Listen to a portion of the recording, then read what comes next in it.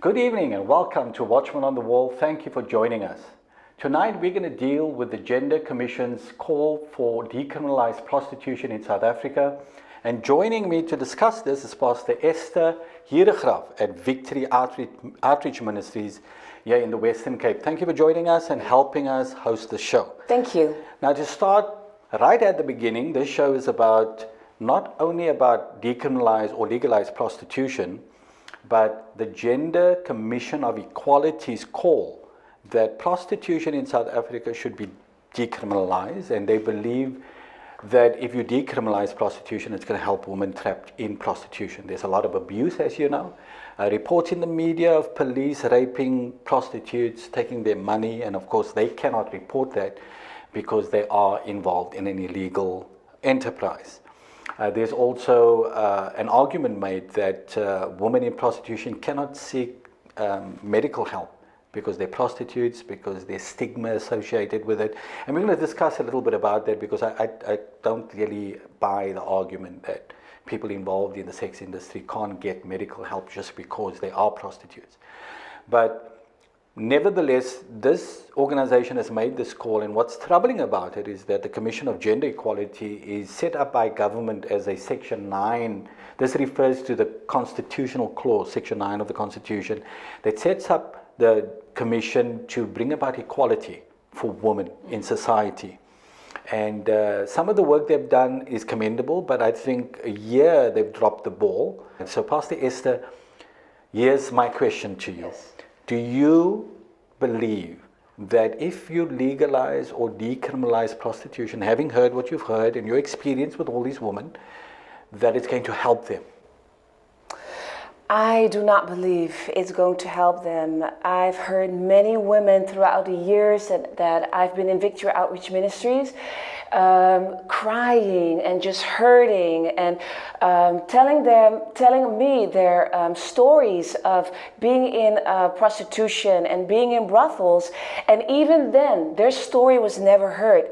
So decriminalizing prostitution, it's not going to work. I think it's going to make matters worse because these women will still be crying, but they will never be heard. It's actually giving power to the pimps. It's giving power to the brothel owners that they can continue, and even worse, because now there is no covering, there is no check what they're doing. So it's actually making matters worse and giving them authority to even expand. We compiled research and we published this book called Why Prostitution Must Not Be Decriminalized or Legalized in South Africa. And what we found is exactly what you're saying, that once you decriminalize prostitution, and this is what Australia's done, New Zealand, Germany, and the Netherlands, we found that once you decriminalize it, it expands the sex industry. In other words, instead of containing it, it grows 10 times its size. Child prostitution increases. And what happens is the links between organized crime and the sex industry is not broken. Even though Australia and New Zealand have promised this. They said, we want to contain the industry, we want to protect women from the crime syndicates that prey on these vulnerable women. They've never done that. In fact, in Sydney, there is a legal and an illegal sex industry operating side by side. But the illegal sex industry is about 10 times larger than the legal side. Yeah. I flew to Copenhagen in Denmark. Yes. In 2010. And I met with a woman by the name of Gunilla Ekberg, who's an authority on prostitution and trafficking.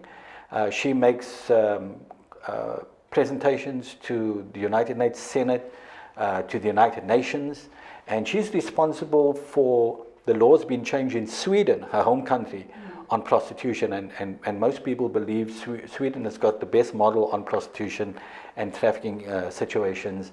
And this is what she wrote. I want you to read this because it sounds better coming from you. Read that statement from Gunilla Ekberg. Good. So, what are the effects of prostitution on the women in prostitution as well as society at large? Prostitution doesn't just have individual impacts on women in prostitution. It impacts all women in that society. If you have a country that think it's appropriate and acceptable that women are to be for sale, then you normalize the idea that men have the right to buy and sexually exploit not just a particularly marginalized subclass of women, but all of us.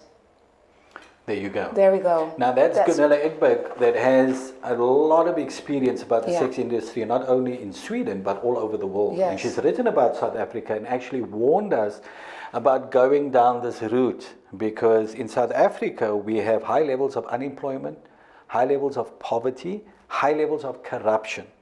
And the corruption is the thing that most people are afraid of in South Africa, that if you decriminalize the sex industry, and the argument being that we're going to protect the woman, the people that's going to benefit most is the crime syndicates. And so we don't believe that decriminalized prostitution is going to help women in any way, shape or form. It's just going to help the people that abuse them. And so we want to speak to the ladies that's been on the street to get their experiences. And later we're going to speak to Professor Amanda Gouws of the Commission for Gender Equality to hear their side of the story. How did they arrive at this conclusion that decriminalized prostitution is going to help women get access to health and police and all of those kind of things? So stay with us, more after the break. Welcome back to the program. We're standing here with Professor Amanda Gouws of the Commission for Gender Equality in our huge studio here in Cape Town. Welcome and thank you for talking to us. Thank you for the opportunity. Amanda, the first thing I want to ask you is, what is the Commission for Gender Equality and what is your task and your purpose? We are a Chapter 9 body, which is the bodies in Chapter 9 of the Constitution. And we have a broad mandate, but it comes down to policy and legislative oversight and dealing with complaints. The second one is public education and outreach. And the third one is to make sure that international treaties are implemented. And the fourth one is building a sustainable organization. So we work very wide and we work in all four of those mandates. And we also work in all the provinces. But it's I think the very important dimension for us is, of course, oversight and dealing with complaints. So would I say that your primary task is working to bring equality for women in society amongst the sexes? Right, so that is why we are called the Commission for Gender Equality, because our main focus is to create gender equality. That means equality for women, but also for men in certain circumstances. So, and that separates us from, for example, the South African Human Rights Commission, because our focus is more narrowly on gender issues and issues of gender discrimination. Good. So we're talking about the Gender Commission's call for decriminalized prostitution. Tell us how you arrived at that conclusion.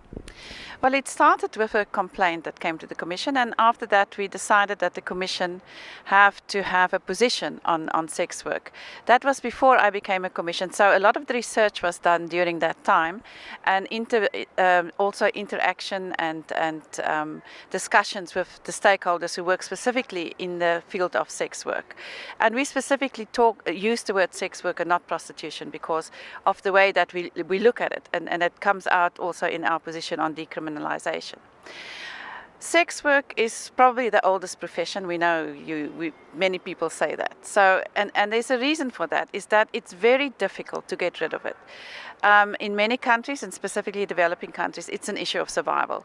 So there's no point in trying to get rid of it. And I think that's what governments do when they want to criminalize sex work, which is at this point that is the case.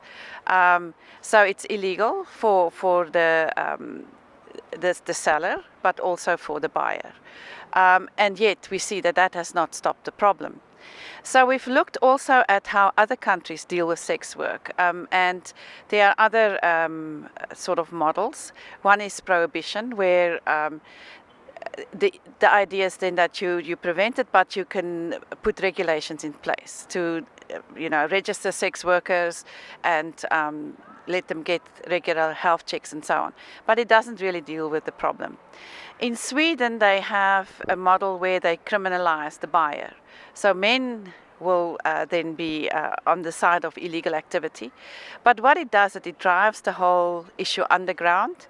And what Sweden has found is also that sex workers, then the demand declines, so they have to take on more or less all clients, maybe some that they really don't want to deal with, and the price goes down.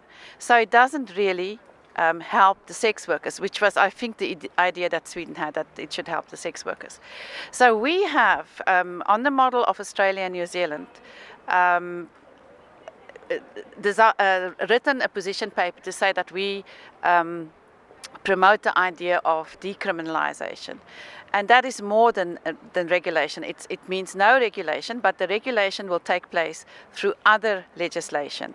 So there won't be any criminalisation of either the buyer or the seller. And what it means is then women sex workers are protected, and men too, by, for example, the Sexual Offences Act, the Equality Act, the Act on Human Trafficking, and so on. So it becomes like another work. And what countries who've implemented this model has found is that you get that sex workers then they're more willing to go for regular checkups, health checkups. They're not such a large quantity of violence against them, and they also they feel more protected because it's not so stigmatized. Because once it's in other countries where it's stigmatized, there's a lot of violence against sex workers. So it protects the sex workers, and it then also brings them in line with all other kinds of legislation. And we've just yesterday received from an international sex work organization that promotes this model a letter to say that they really support us and they think that this is the right way to go, that it shows it is the best model for promoting the human rights of sex workers. So who have you consulted with? Have you consulted widely in South Africa before you arrived at this conclusion? Yes, we have consulted. This was before I became a commissioner, but we have consulted with CUSATU and many organizations that are linked to CUSATU. And also I know that there were discussions with SWET, which is a sex worker education action task force. So there were stakeholders that work in that area. Have you consulted with, for example, organizations that are working to rescue women out of prostitution, like safe houses and church organizations that's working with these women? You see, our mandate is to develop a position paper on this issue, and there is no obligation to consult. So what we have done is to consult to a certain extent and then develop the position paper, and now it's up to organizations to engage the position paper and to engage us, because it is clearly the case that religious organizations or some organizations may not agree with this point of view. And I think what is necessary is that we have a debate and an open discussion around that, so that we can actually listen to other people's ideas, but also can explain to why we have specifically chosen this idea. And I think this, as part of our mandate as the Commission, is that's what we're saying, is that we are a constitutional body. We've brought this in line with the human rights in the Bill of Rights, and that's where we stand. So even if people disagree, they can engage us about that. So don't you think that your conclusions will be a little bit weighted in favor of decriminalized prostitution, because you've consulted with CUSATU that reportedly support, and of course SWET that support decriminalized prostitution, and not more widely to get a balanced view to see both sides of the argument that would help give you a better understanding? Well, like I said, we have an obligation to bring whatever the problem is that has been brought to us in line with the Constitution. And this is the solution we see as the one that's in line with human rights, the promotion of the human rights of sex workers, and the Constitution. Can I just ask you, who lodged the initial complaint with the Gender Commission? I'm not sure, because I wasn't the commissioner at that point. Okay.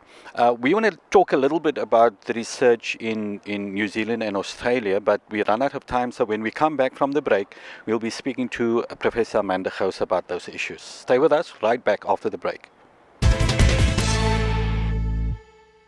Welcome back. We're speaking to Professor Amanda Gouws of the Commission for Gender Equality.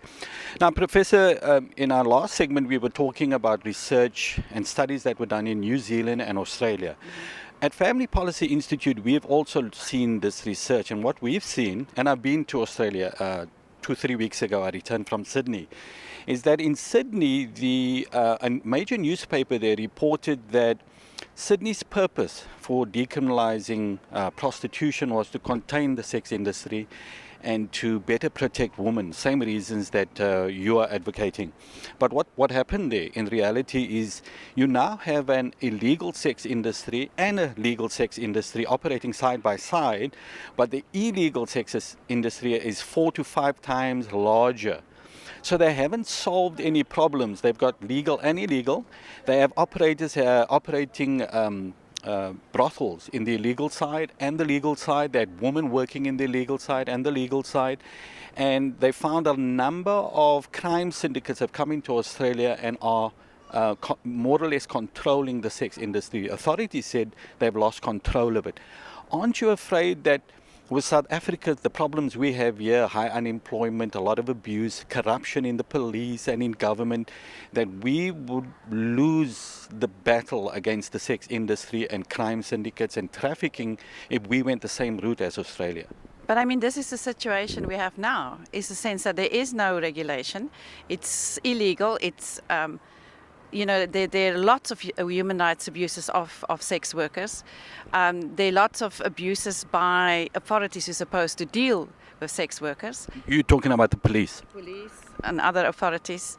So I mean, can we go further down the road, So I think our argument is that what we try to do here is to see that other legislation are implemented to protect the sex workers. Now, those legislation are on the books already. And I think that the decriminalisation issue, what it does is that it limits the role of pimps. Because, I mean, this point you're making, organised sex rings coming into Australia, and I'm sure they've had it before. I don't know, I mean, I think one needs to do research about why it has increased in the recent past. But I mean, we have here trafficking problems in South Africa, and I think this is what we're trying to say, is that if you decriminalise, you are going to protect sex workers more than they are now being protected. Okay, can I ask you how you're going to do that? Because if you talk about regulation, okay, regulation means somebody has to regulate. And that would mean the police. The police have ensure that regulation is done. At the moment, even though prostitution is illegal, there is no law enforcement really. And police are raping prostitutes, police are taking money from them. So if you're going to regulate the industry, who's going to regulate it? Well, this is exactly the point. We're not asking for regulation. Criminalization is not regulation. In other words, what it says is that sex work becomes a job. It's a job where women sell sex and there are people who buy sex. Okay, and it's legal. Okay, and sorry, but that also means then that the brothel keepers, the pimps, all become legitimate business people, because the entire industry is decriminalized. Yeah. And the police will not be able to monitor any kinds of abuses because this is a legitimate business now. That's a legitimate business, not the pimps. The idea is to curb the pimps, because what we've seen with, in countries where it's been decriminalized, what pimps do is they protect sex workers. So that then there is no need for that protection when it becomes a legal business. Yeah, brothels will become legal business, but they will also have to pay tax. They will be regulated by the same regulations as other businesses. Yeah, but that's my question. So who's going to control the pimps and who's going to regulate all these things? No, I mean, it will work like any other business. You have to pay your tax, you have to register your business, you have to do what you need to do in line with the... Now that's precisely my point. If you look at New Zealand, you look at Australia, child prostitution, when they deregulated or when they decriminalized prostitution, went up by 400%. We saw the studies of it. In the Netherlands, they're trying to push back. The mayor of the Netherlands is trying to push back a lot of the deregulation that they instituted there because they've lost control of the sex industry. They're now saying that outside interest groups, sex syndicates have swooped into that nation as controlling just about everything in the sex industry. So now they want to try to get back control, and they're finding it difficult to do that. Now, they are an advanced nation. They don't have the problem South Africa has. And that's why I'm asking, if we decriminalize the entire sex industry and all the people involved in it, how are we going to protect the woman? Because that essentially is what we're trying to achieve here. Well, you see, what then, I mean, you will have a legal business, but then what pimps and organized crime, the rings that they will operate will be illegal, and therefore they will be able to be, through police regulation, it will have to be dealt with like you will deal with any other crime. But that's where the problem comes in. You're saying through police regulation. Now the police, and yesterday we spoke to a woman that was lured, a young lady that was lured into prostitution through a massage parlor. They offered her a job, 28,000 rand a month, and then they forced her they lured her into prostitution. And she had to sleep with him. It was illegal, but she said, she said this business is right here in Long Street, just around the corner of where we're talking. And so I said, don't the police know about this? She said, yes, they do. They come there and they get paid off and they walk away. Now, you seem to be leaning a lot on when you decriminalize prostitution, the police is going to have to make sure that the pimps don't do this, that the women do that this happens, that doesn't. You see, you have to talk to the police about this, because now you're bringing the police problem to me. That the point is that what we are looking at as the Gender Commission is at the rights of women, and that's the framework we've put in place. So if the police aren't doing their work properly, then there must be a way to deal with the police. I think the problem is, and that's always the problem of human rights abuses, is to say, well, the victims have to deal with the problem. Because this is now actually what the argument here is, that the police isn't doing their work, so, let's rather criminalize the sex industry, criminalize women, than saying, well, let's deal with the problem with the police. Now, I think the objective is to protect the woman, and I agree with you there. We've got to protect the woman. And we believe the only way you can protect women is to get them out of the sex industry and get them trained and get them into normal jobs.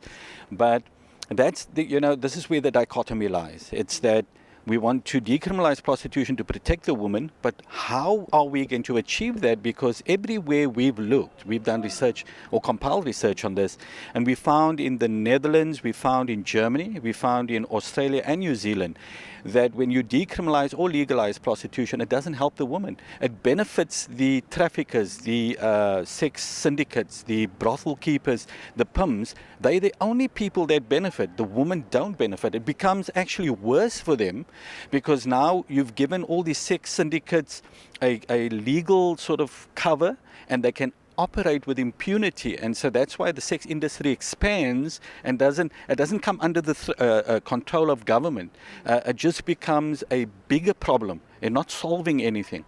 So if those countries have good police forces, what is the problem then with them not dealing with illegal sex work? Because they decriminalized. They left it, they took their hand off the problem, and they said, we can control it now that it's a legal industry, and they lost control of it. What syndicates then do is illegal, and that's crime. So that has to be controlled through the police force in those countries. So why aren't they doing it? Because they lost control. And that is my fear, is that they've got advanced police force, they've got good intelligence there, and they've lost the battle.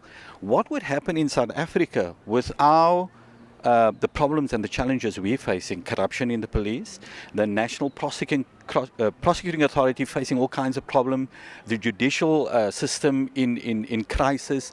If we decriminalize prostitution, because of South Africa's unique circumstances, we believe that it would harm women even more, because we're not in the position to properly regulate this industry because of the problems we face. But have you spoken to sex workers about their conditions in South Africa? Yes, we have. So how much worse can it get? Yes, we have. Look, what you want to do is we have to find a solution. We have to. That is going to properly protect women. get them out of the sex industry. And what we want to do is ensure that it doesn't become a free-for-all where the traffickers come in and the pimps are benefited and they take full control that what has happened in other nations. We have to find a solution, and perhaps decriminalization is not, because that I think it's. But I think what you're saying is not. We are not opposed to that. I mean, that is the ideal situation. Get women out of the industry, train them, let them work in jobs with dignity and so on. The point is so the Commission also supports that. But the decriminalization is a process where you have to, further down the line, put in motion plans to get people out. But like I've said right at the beginning, it's the oldest profession. And it is a big profession. And there are many women who are in there because of that's the way they survive. So, I also think it's a bit naive to think that you're going to get all women out of sex work. So, because that's not really the option, you need to put something in place to deal with the violation of the human rights, and together then trying to get people out. And I really truly believe that if other countries are struggling with now an increased industry, I want to know why they're not policing it, because that is crime. So, have they then incompetent police forces, or what's the problem? Yeah, I think the research shows that it's the fact that when you take police control of an industry that's always been connected to organized crime. And they've shown when they decriminalize prostitution, you don't break the links between prostitution and organized crime. That organized crime moves in when the police is sort of the authority is taken away as far as the sex industry is concerned. But I think we must continue this conversation. We've run out of time. But I want to thank you for your input. We appreciate it. And I think we're going to engage a lot more on this issue. We've got some research that we can give to you, that we've compiled, and have a proper debate about this. But Professor Amanda Gouws, thank you for coming and speaking to us. Thank you very much, and let's continue the conversation. Welcome back. We are at Victory Ministries International in Goodwood in the Western Cape, and we're talking to Nikki and Kim about the Commission for Gender Equality's call to decriminalize prostitution in South Africa. Also with me is my co-host, Pastor Esther. Thanks for helping us and officiating over these discussions. Now, maybe I can start with Nikki. The background is the Commission for Gender Equality, which is a Section 9 institution set up by government to bring equality amongst the sexes, but particularly for women in South Africa, to equality in business, in society, in various ways. And they put out a statement that South Africa needs to decriminalize prostitution because it would help women get access to legal support, get access to health when they need health issues seen to, and to generally protect women trapped in prostitution. You've been in the sex industry for a number of years. Tell me, how many years have you been there? No, I haven't been in it for years. It's actually been like 2 weeks. But I was like trafficked from Johannesburg. I came here like with a friend who it's supposed to be a boyfriend that brought us here to Cape Town. But in a sense, it was him trafficking us here without knowing. So when we got here, we got put in like hotels, and then after like a day or two, they got like guys to come in and just rape me and do whatever they wanted to with me and stuff for like a whole week. And after that week, they expected me to go on the streets of Cape Town, which I didn't even know. But the day when they told me to go on the streets, I tried to run away. And then they obviously found out because I needed to go get a fix. I was already hooked on drugs by then. So when I went to get a fix, that is when they obviously alerted the people where I ran away from. And when I was walking along the street, they grabbed me. They took me like to another place, which is Brooklyn. Then they had me on the streets there of Brooklyn. But then a pimp would watch you and he'd be with you the whole step of the way. Now let me ask you, just considering your experience, the Gender Commission's call to decriminalize the whole sex industry would mean that those pimps that you spoke about would become legitimate businessmen. Oh. And the brothels would become legitimate businesses. And the police wouldn't be able to monitor those organizations or the pimps because they're legitimate. It's not a criminal offense any longer under decriminalized prostitution. Do you believe that a scenario like that would help the woman trapped in prostitution? No, definitely not. Why not?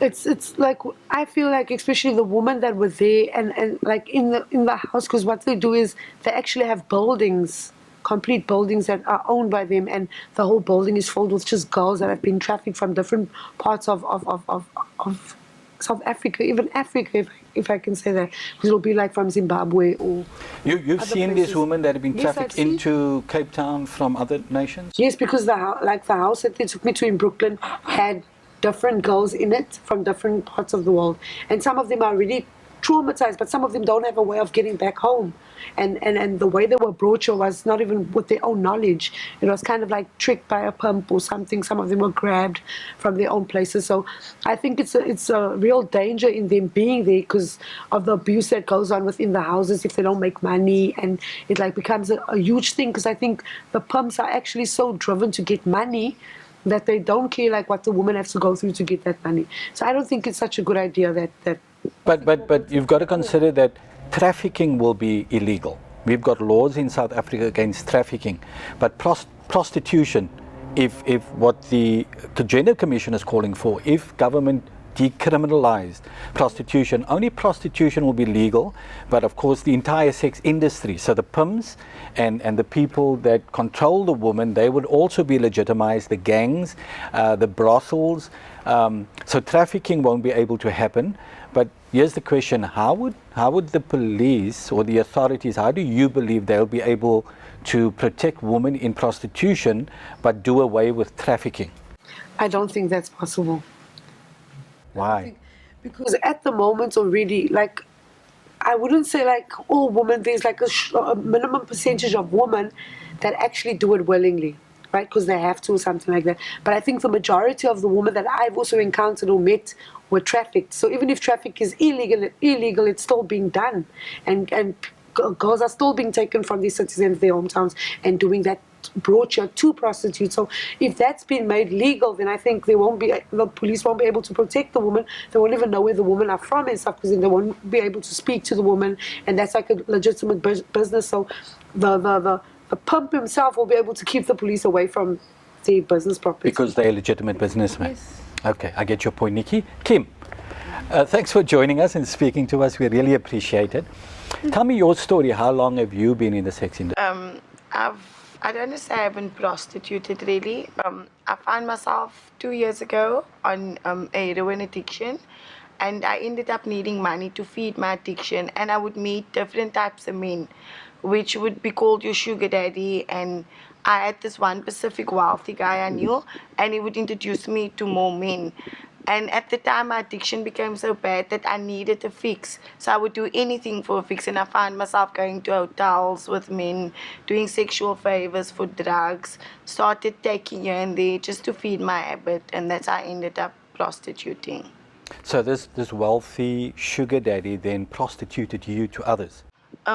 Yes, it would be favors for his friends. He would tell his friends, I have this nice girl, she's young, just buy her drugs, whatever she need, and I would do him as well with all his other friends. So, again, going back to the Commission for Gender Equality and what they're calling for, that what you just described would become legal. Men then would be able to take young girls like you under their wing that have a drug habit and need to feed that habit, and then to prostitute them to other men would be perfectly legal under a decriminalized sex industry in South Africa. This is what the Gender Commission is calling for. Do you agree with that? No, that's actually very sad, because firstly, you become something you're not. You start losing your dignity, your self-worth, because all of a sudden this drug takes over, so you feed into another nature, which becomes the prostitution. I don't think it should even be legalized at all, because then women start doing things because they start thinking that it's normal. So I don't think it would be on at all. Pastor Esther, You've worked with so many women, I mean, Nikki, and we're going to speak to others here at Victory Ministries International, but your overall opinion, just from what you heard Nikki and Kim say, you've heard obviously other stories. Is there any kind of scenario in prostitution or the sex industry that could, support what the Gender Commission is saying? That if they decriminalize the sex industry or prostitution, it's going to help the woman? No, not at all.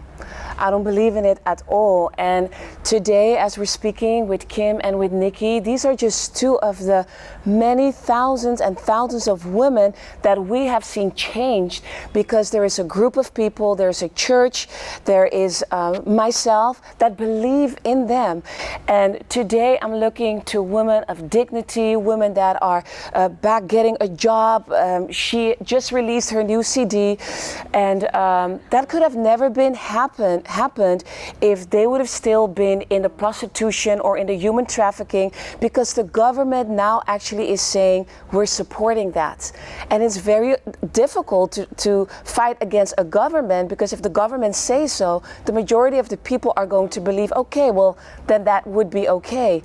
But today we're listening to their stories, and I love what you're saying. You're saying like it took away my dignity. It becomes a norm, but it's not normal. It is not a norm, and we should never know. Yeah, women weren't created to sell themselves. Women created for relationship with the man that God has selected for them. Yeah. And I'm interested to hear about this CD that you're going to be. Is it a worship CD that you're launching? Yeah, it's actually just a single. It's got 2 tracks on, and it's tracks that I've written myself. Is it? Also, yeah, it's about my testimony and everything. Can you just sing a few notes from that song? just a few. I don't know the song to sing. Your testimony. I used to be down to the ground. Jesus picked me up and he turned my life around. Now, caught up in my sin, but he came into my life, and now I win every situation. Chosen, called for the nation. No longer living in frustration. Shut down temptation. Stronger for the next generation. Now I got a good reputation. Down. That's excellent. Stay with us. After the short break, we'll be right back. Welcome back. We're at Victory Outreach in Goodwood in the Western Cape, talking to Roxanne and Nessa about the sex industry. And we're thankful again and appreciative to Pastor Esther for hosting us and helping us with this very important discussion we're having about decriminalized prostitution. And just to put you in the picture, the Commission for Gender Equality, which is a government-based agency, has made the call that prostitution should be decriminalized in South Africa, and they believe it is a way of helping women that are trapped in prostitution and being abused in various ways. And they even use the examples of policemen raping women, raping prostitutes, and these women cannot go to the police and lay charges, obviously, because they are in an illegal sex industry, and therefore they're saying if you make it legal, these women will have recourse to justice. So Nessa, let's start with you. Tell us briefly your experience and what you've seen. What actually happens in the sex industry? You've been there. Okay. From my age from 19 years old, I was a heroin smoker. I would go to town, sell my body to support my drug habit. And then from there, like a year in town, from there I going to Pretoria. Nigerian take me to Pretoria to work there in Pretoria for a dealer. And For dealer, a drug dealer? for a drug dealer. So the prostitution and the drug dealing is all sort of under the pimps that Yes. control the sex industry? Yes. Then I started to work for him there in Pretoria. He give me drugs, and then when I get money, I must go back to him to buy more drugs from him. And if he feeded me food and he buy me clothes, from there So all the money you earn in prostitution has to go to the pimp, to the pump. and then he would buy your food and the clothing you need and supply you with the drugs you need. Yes. Okay. Were there other women Yes, there was other women also from other places involved there dependent working for for this? him. Okay. With the same guy. But because you know so much about it, you've been in it, you've been in the sex industry, you've seen a lot. So I want to ask you this question. Say, for example, if your pimp beat you up, you could go to the police. If it's decriminalized, you can go to the police and lay a charge against the pimp, and the police will deal with the pimp. Do you think that will work? No, Why not? it's not work because the pump pay for the police money and then they pull the case back. They let the papers get away and then they pull the case back. And it was happened many times. Like So you're saying the pimps are paying the police off? yes, And so even if it's decriminalized, that will continue yes, because there's corruption in the police force. It's not going to change anything. yes. And I tend to believe that because even if you legalize the industry, how's it going to deal with corruption in the police force? I think the corruption will escalate rather than go away. Roxanne, it's the first time you're speaking to us on Watchmen on the Wall. So welcome. It's great to speak to you. Just briefly, your story. Okay, I applied for this job on the internet. It was for masseuse. You get 28,000 a month. I went in, I did the job, they trained me, and then I found out you actually, to make more money, you can sleep with the guys, you do sexual favors, and that's what the women were doing there.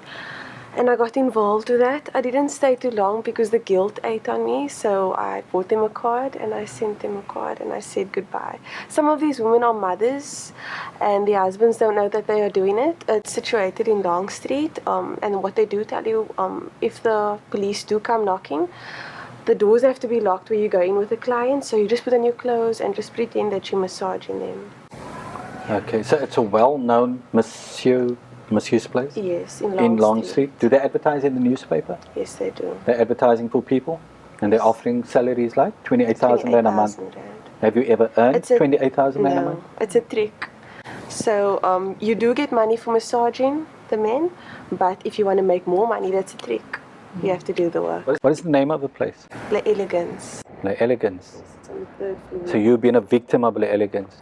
The police knows about places like this and they turn a blind eye. Why do you think the police haven't busted this place? Because obviously it's a form of trafficking. If they lure you into a job and tell you this is for a legitimate sort of profession, massaging people, and then they trick you into prostitution, that's illegal. Do you think the police know about it? I think they do because they have been there, but they didn't show up when I was there. So obviously they paying them to stay quiet or something. And also the men that come there it's foreigners also, and it's normal men. In my community, there was about 2 guys from my community that were What there. community is that? I stay in Wetton Artery in the southern suburbs. I also stay in Artery. Okay. So it's ordinary people, businessmen, surprise people. Even young guys, they come there. Would you say most of the men that come there are married men? Yes, they are. Okay, they're coming there and they know this is a brothel. Yes, they Not, do. it's not a massage place, it's a brothel. Yes, and the girls, what they told us is when women go shopping to just release their stress, men come over here. So they make it sound like it's normal, which it isn't. Did you believe it was normal? No, I didn't. Even That's why while you were couldn't- doing it? I couldn't stay there. So how did you get out of it?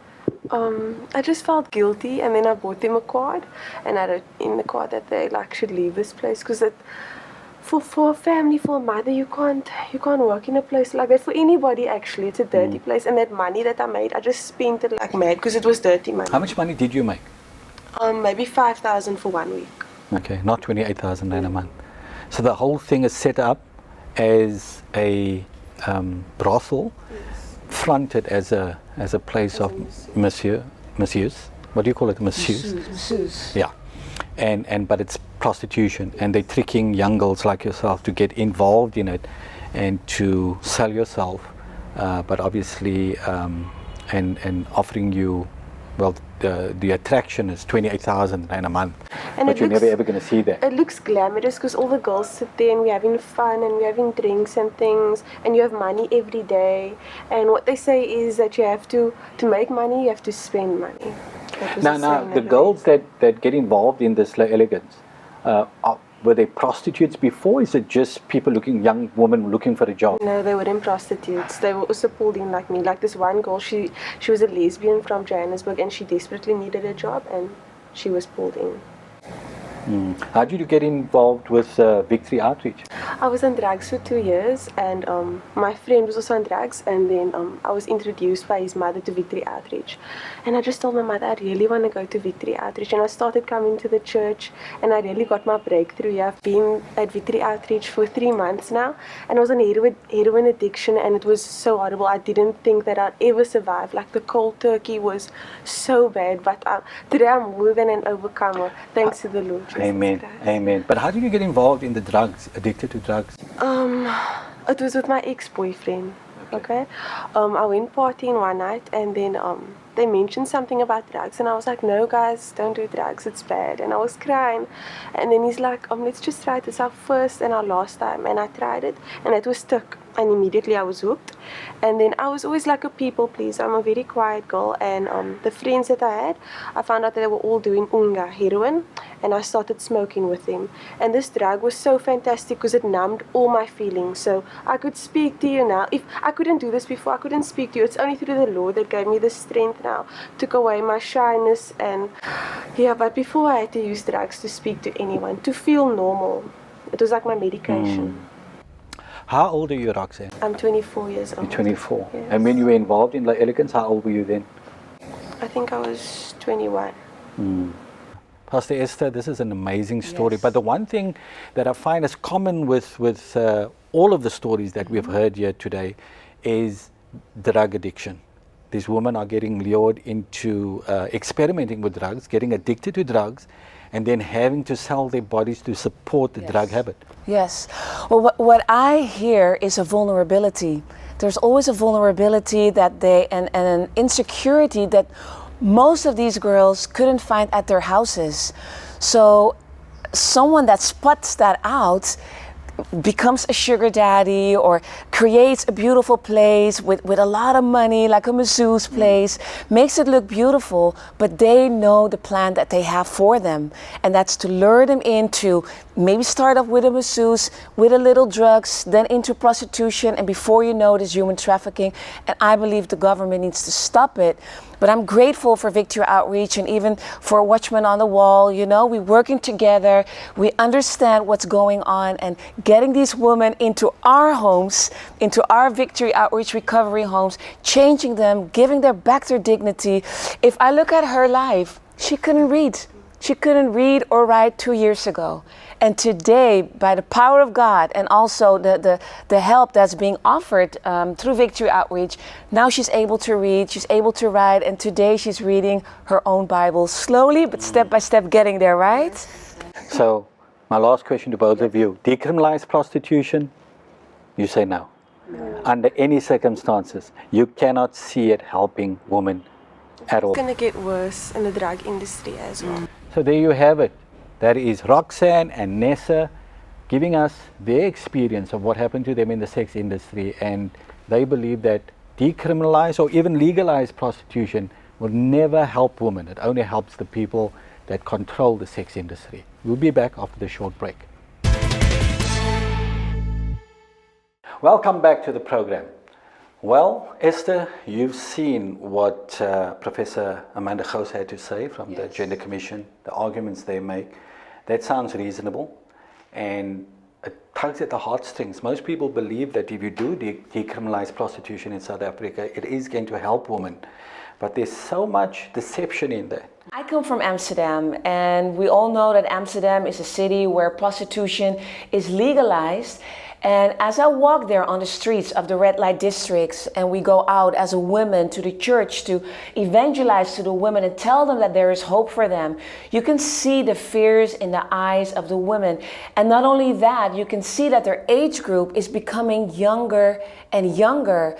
As we speak to the Dutch women, and there's a lot of African women, there's women from the east of Europe, and you can just see that there's a pimp in the back that has completely got under their control. I think if you are decriminalizing prostitution, a woman should always be free to walk out as well. There should be that liberty. However, my experience as I walk the streets of Amsterdam or even here in Cape Town, there is always fear. It's when you take them out and really start asking them, now what happened to you? And they feel safe and no one is behind them watching over them. That's when the real stories come out, and there's always hurt involved and abuse and pain. I think the Gender Commission has been canvassing the opinions of pro-decriminalized prostitution entities, and they're formulating their opinion based on a few people that believe that decriminalized prostitution is the solution for South Africa. If they had spoken to ministries like yours, there's other ministries that are rescuing women out of prostitution. And if they have spoken to these people, they might have got a more balanced view. So they're erring, I believe, and they're not getting the full picture. And to you out there, we need you to pray into the situation. Very important that you stay abreast of developments, that you educate yourself as a Christian in South Africa about prostitution, about parliaments might be looking at prostitution early next year or maybe in the middle of the year in 2014. But we need you to make submissions, to talk into Parliament, to if you have information about prostitution, or about the sex industry, any experience whatsoever is going to be vital to share that with our parliamentarians, because they need to hear the truth from people like you. If you need information about the sex industry, about the research that we've compiled, you want a copy of that, you can email me at info@familypolicyinstitute.com. Alternatively, you can go to our Facebook page, Family Policy Institute, the group. Ask to become a member. I will let you in and you can join the discussion. Thank you once again for joining us. God bless you. Keep on standing and keep on praying, especially for ministries like Victory Outreach, for the sterling work they're doing. God bless you and good night.